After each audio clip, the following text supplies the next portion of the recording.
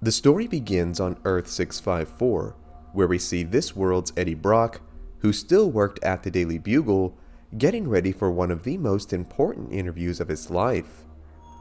The interview would be with the President of the United States, who in this timeline just so happened to be a familiar face from Peter Parker's childhood, his former bully, and former war veteran Eugene Flash Thompson.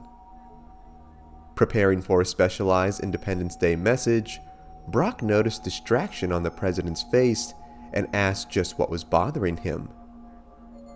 As President Thompson looked through his window at the excited crowd, Brock asked if he was nervous, where the man revealed that it wasn't quite that, and then began to reflect on his road to the presidency, a journey that most people thought he could not win. He then alluded to his dark past during his youth and after the war. By all accounts, he should have ended up a nobody.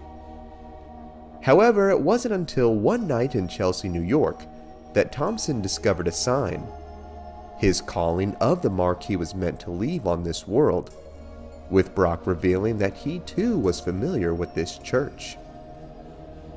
As the president then left his office and went to greet his fellow Americans, we see just what he had discovered that night. While some may think it may have been a walk with the Lord, we then see it was something far darker. As President Thompson approached the podium, he was then enveloped in a dark, slimy casing, revealing himself to the American people as this world's Venom. At first confused, the crowd's curiosity quickly turned to savage joy as they began to shout "God bless America" at the sight of their powerful leader. Reveling in his admiration, Flash 2 joined the people in this chant, ushering in a new alien era of his presidency.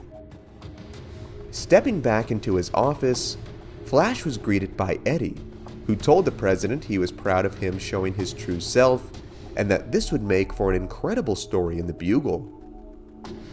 A relieved Flash then told the man this was the best thing he ever did and was finally glad to be no longer living in the shadows, hiding who he really was. It is here that Brock would reveal his sinister nature and his true self, where he transformed into a godlike form of carnage, telling the president that he killed this world's Eddie and assumed his identity in order to get close to him. Transforming back into Venom, Flash fought against the man asking who he was, where the symbiote told him that he was their son, and was jealous that on this world, the symbiotes were loved instead of feared. Despite his great power, Flash was no match for this version of Carnage, who pierced the man through the heart, leaving him dead on the White House floor, with this version of the United States his for the taking.